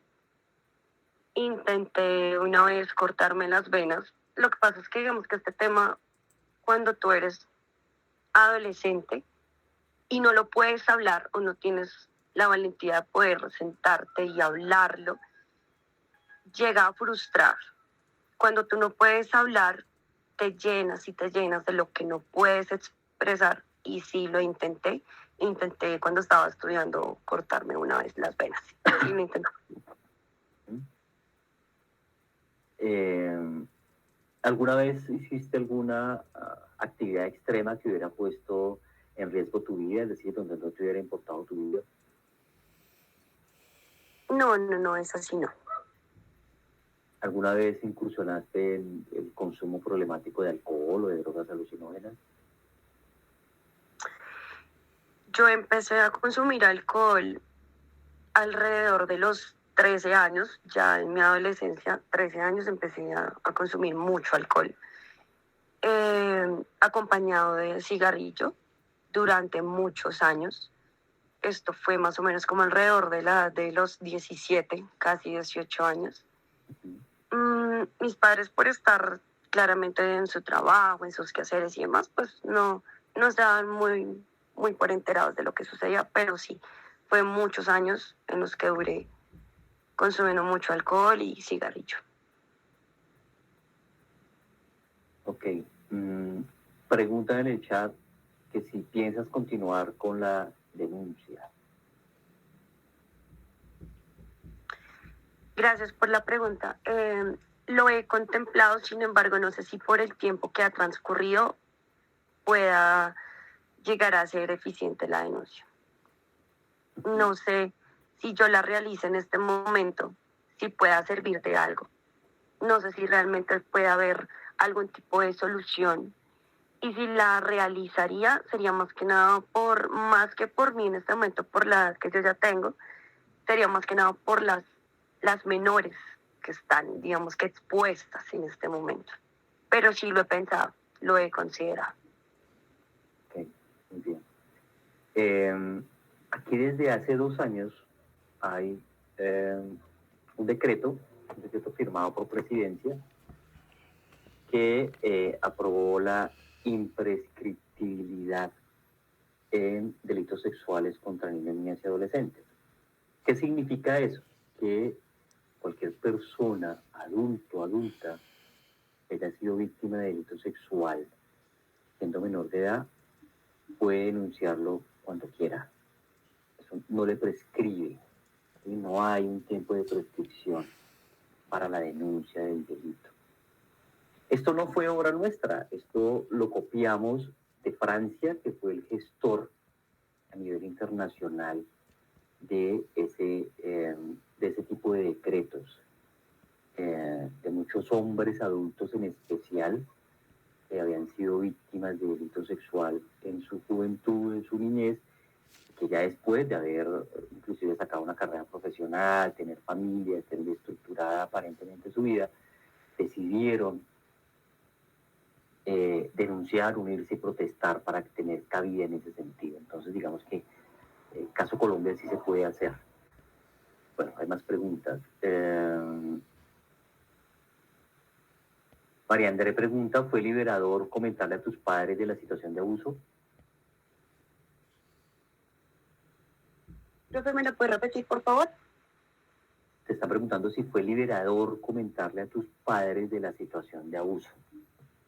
No mucho porque me sentí juzgada. Me sentí juzgada, sentí como, más que nada de sentir como un apoyo o sentirme escuchado o sentirme liberada de haberme quitado un peso encima, me sentí fue juzgada, me sentí fue con más peso, porque pues mis padres tienen aún contacto con esta persona normal. Por ende, dio como igual lo que yo había comentado. Entonces en su momento me dijeron que era mentira, que yo estaba inventando cosas, que por qué no era así y demás, porque era una persona que se distinguía ya hace muchos años. Entonces no fue liberador. Ok, muy bien. ¿Tienes cuántos hermanos, Natalia? Tengo en ese momento una hermana menor, ella tiene 12 años. Ok. Te preguntan si hoy día consumes alguna sustancia. Ninguna, de hecho ya no tomo ni alcohol en ese momento.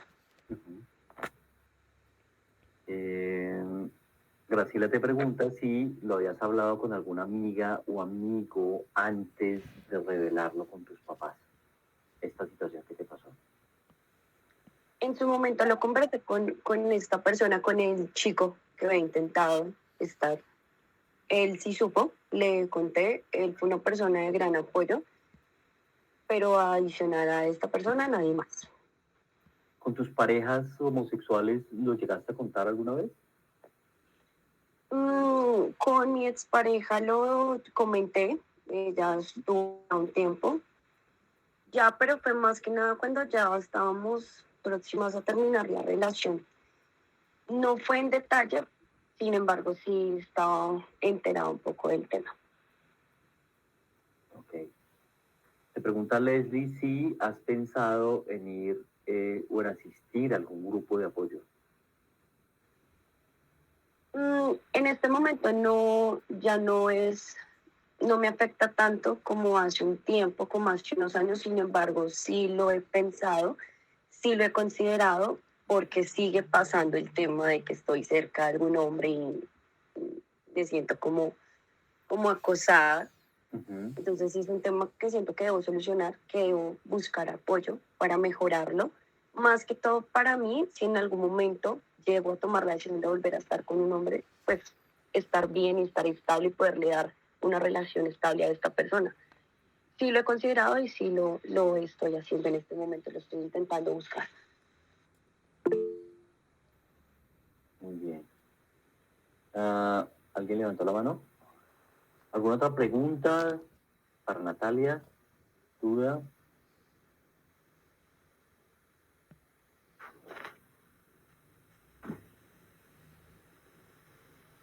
Ese padrino tuyo nos contabas en un comienzo que era casado, de hecho la mamá también era como tu madrina. ¿Tiene hijos, hijas? Sí, claro, este señor tiene una hija que en este momento debe tener alrededor de unos 35 años y tiene un hijo que por cierto es drogadicto. Él tiene alrededor de 28 o 29 años y tiene 3 nietas, que por cierto son aproximadamente ahorita en este momento unos 4 o 8 años, más o menos en ese rango de edad tienen las 3 niñas y todas viven ahí. Ok. ¿Y ellas son hijas del hijo, de la hija? ¿O de Del ambos? hijo. ¿Del hijo? Del hijo. ¿Y viven en la misma casa? En la misma.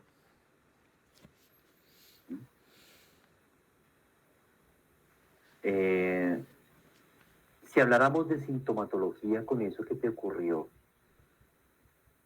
en este momento tienes, por ejemplo, pesadillas con la situación que viviste. En un comienzo, cuando era adolescente, sí era muy recurrente el tema de las pesadillas, y no solo pesadillas, durante el día, en cualquier momento. Yo estaba trabajando, estaba estudiando y de la nada como que se me quedaba el chip y recordaba todo nuevamente y sentía como una ansiedad de querer llorar, de quererme sentar, de querer encerrarme, porque nuevamente me sentía como acosada. Aunque el tema de pesadillas duró como unos 2 años, 3 años, cuando estaba muy adolescente. En este momento ya no.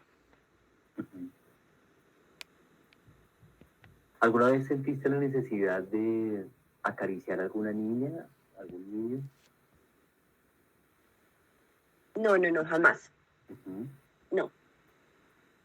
No. Inclusive yo a mi hermana, que en ese momento está entrando en la etapa de la adolescencia, he tratado, he procurado de guiarla en ese tipo de cosas, pero no.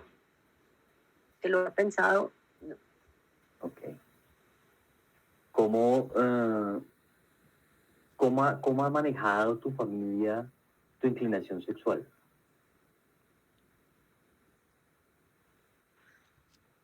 El día que tuve la oportunidad de hablar este tema en familia, también hablé el tema de mi orientación sexual. Mi padre es muy homofóbico. Mi mamá también, aunque ella lo aceptó. Mi padre duró un año, año y medio más o menos sin hablarme, sin dirigirme la palabra en absoluto. Intentó buscarme para golpearme, amenazó a la persona que estaba conmigo, la amenazó de muerte y demás. Más que todo fue complicado para mi papá, porque es muy conservador, mi familia es muy conservadora. Ya con el tiempo lo hablamos, le expliqué qué era lo que realmente pasaba, él lo entendió, mas no lo aceptó. Es en este momento el tiempo en el que es igual, él lo respeta, mas no lo acepta. Mi mamá sí, ella ya puede hablar tranquilamente del tema y demás, sin embargo mi papá no. Ok, Natalia. ¿Y has sentido en personas diferentes a tu familia esa discriminación o esa homofobia que mencionas en tu trabajo, en el estudio, no sé, en los otros contextos donde te desenvuelves? No, homofobia no, sin embargo sí se nota el morbo en la calle. Muchas veces cuando salía con mi pareja tomaba de la mano muchos señores de esa misma edad, entre los 40, 60 años, un morbo, no más con ver a dos mujeres de la mano. Eso es muy incómodo porque muchas veces recibíamos comentarios sexuales, comentarios groseros. Y ¿Cómo era ese morbo? ¿Qué les decían o qué ocurría? era morbo más como de bésense, como de ay, tóquense. Otras personas eran como que con insultos, si estas lesbianas de no sé dónde. Una vez estábamos de viaje y una señora mayor, ya de la tercera, cuarta edad, intentó golpearnos con un palo de una escoba, simplemente por vernos sentadas, abrazadas. Más que nada ha sido como de personas externas a mi trabajo, cuando estudiaba, mi familia y demás, pero son personas mayores, de mi mismo rango de edad. Bueno, pregunta Mercy Alejandra si en cuanto a tu comportamiento, tus padres percibieron que algo te ocurría o ellos nunca notaron de pronto tus cambios de comportamiento, el sufrimiento psicológico, emocional que estabas llevando producto de esta situación. En ningún momento lo notaron. Hasta que no lo hablé, no se dieron por enterados. Por eso decía anteriormente que no fue liberador. Porque pues realmente nunca se vio como un apoyo familiar, sino siempre tuve que llevarlo el proceso sola. Entonces nunca se dieron cuenta hasta que yo lo hablé. Bueno, yo sé, pues porque te conozco ya de hace un tiempo y me has dado también la confianza para eso, que decidiste estudiar psicología. ¿Esa elección de tu carrera la tomaste con base en lo que te ocurrió? Es decir, ¿qué tanto influyó eso que te ocurrió para que te decidieras por esta carrera? Realmente yo la psicología no la elegí. Siento que para mí aplica esa frase que yo no la elegí, sino la carrera me eligió a mí. Ajá. Porque yo desde siempre, desde que era muy joven, en la adolescencia y demás, siempre inconscientemente tenía como la confianza, daba la confianza para que las personas hablaran conmigo. Sí. Yo siempre tenía siempre estaba abierta a escuchar y demás. Empecé en su momento a ver más en detalle el tema de la salud mental y demás. Sí. Hasta que pues un día simplemente revisé el detalle como de la carrera, me gustó, me inscribí y me gustó hasta la fecha, es lo que quiero terminar, es lo que quiero hacer de aquí en adelante, es en lo que me veo y claramente con el tiempo, digamos que uno va siendo más objetivo y se va dando cuenta de que esta carrera, más allá de poder ayudar, también te ayuda como persona a ir creciendo y poder tener la posibilidad también de ayudar y guiar a otros que quizás estén igual o estuvieron peor que tú. Y si yo en su momento no tuve la posibilidad de un apoyo, y si en este momento puedo buscarla o yo puedo dar ese apoyo, pues para mí es magnífico porque viví lo que es estar solo en una situación así. Entonces, para mí fue la mejor elección que yo pude haber hecho. Bien, qué interesante escucharte decir eso y además sabes que cuentas con mi apoyo para que continúes en el tema. Yo creo que antes te lo he dicho y hoy acá lo reafirmo. Muchas gracias. Te preguntan también, Natalia, si de manera directa, Oscar Ricardo, si ¿te consideras que tu homosexualidad proviene de los abusos que sufriste cuando fuiste niña?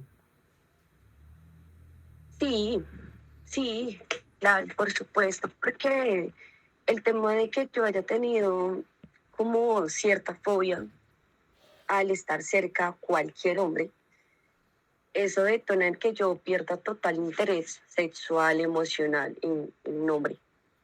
Aunque no me considero 100% lesbiana porque pues yo en teoría soy bisexual. Entonces sí, claro, eso hace que tú como persona empieces a tener otro tipo de orientaciones. Yo le llamaría más, de pronto también puede ser el tema de que tú evadas, ¿no?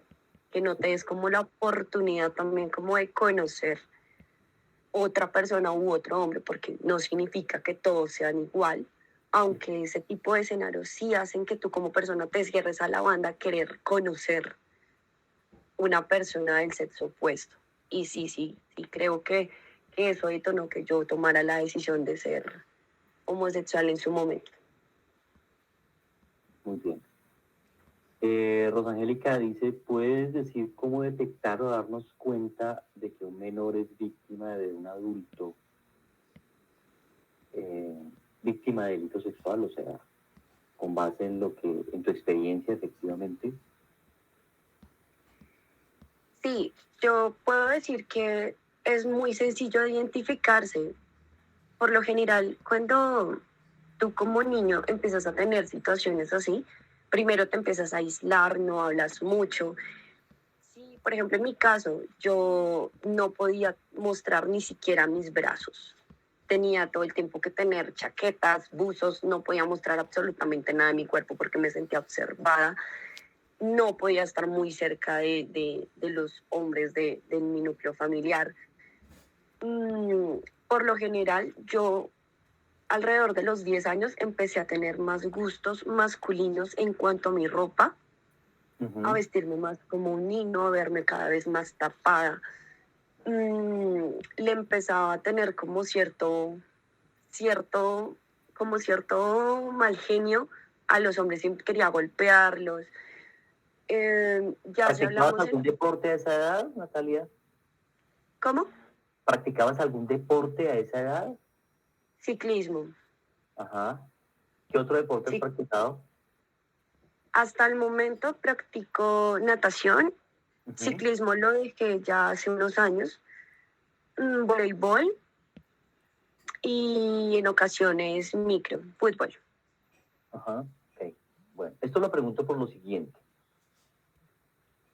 He leído un par de estudios que correlacionan la práctica del taekwondo y las artes marciales con antecedentes de abuso sexual en la infancia.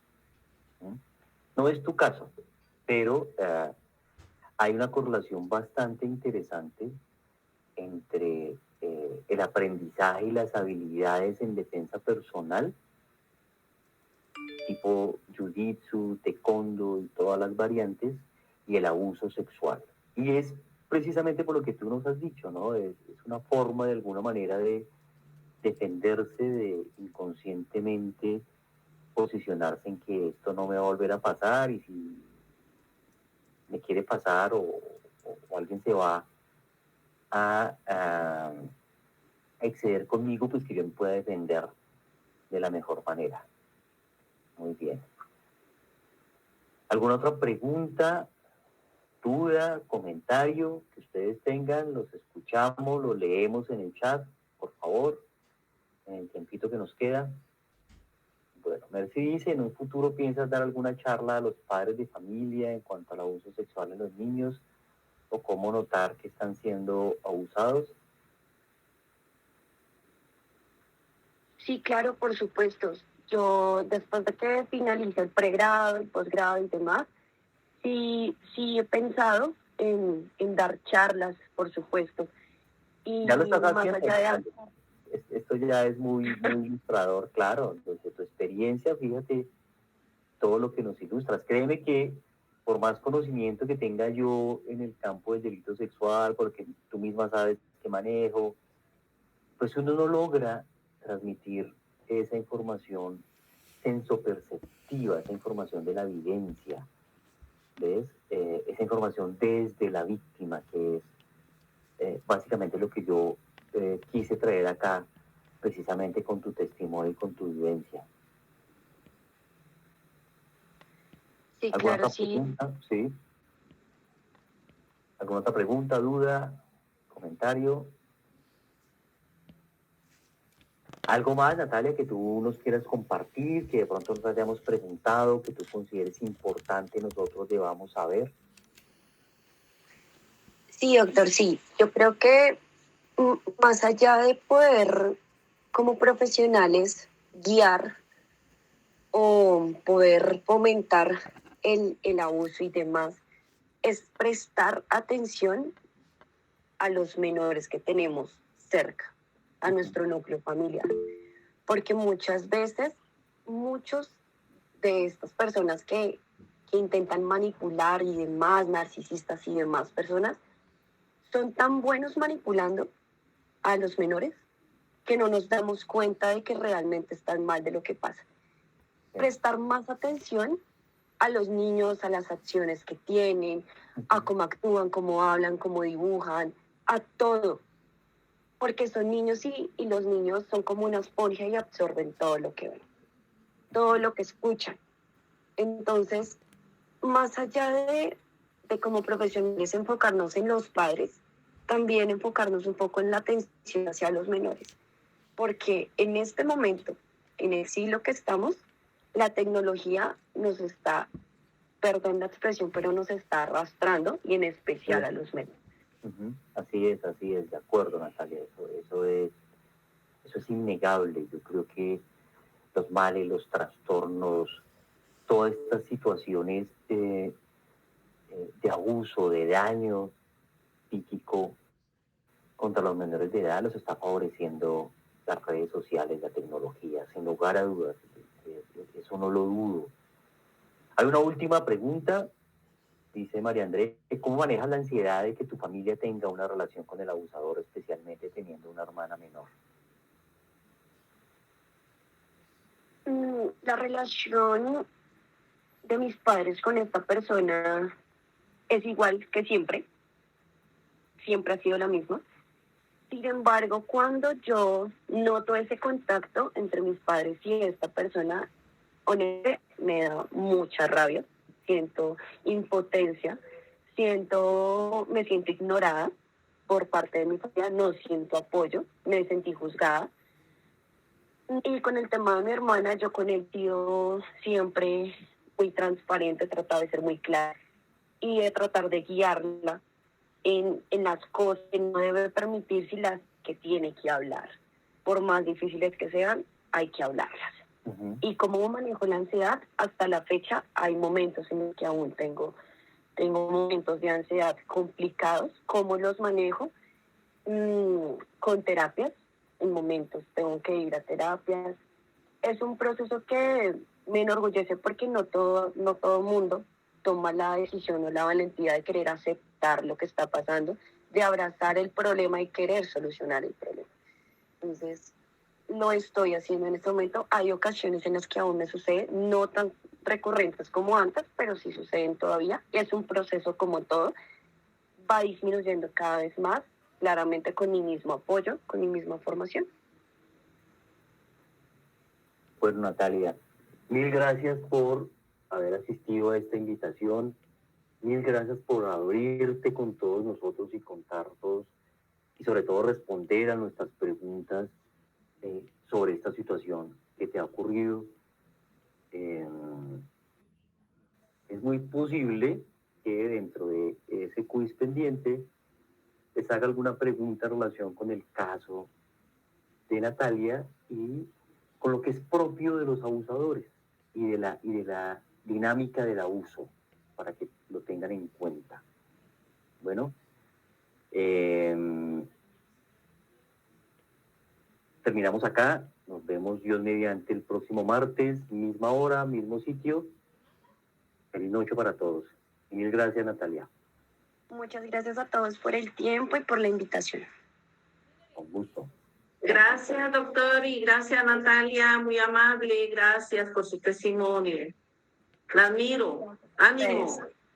Pues. Feliz noche.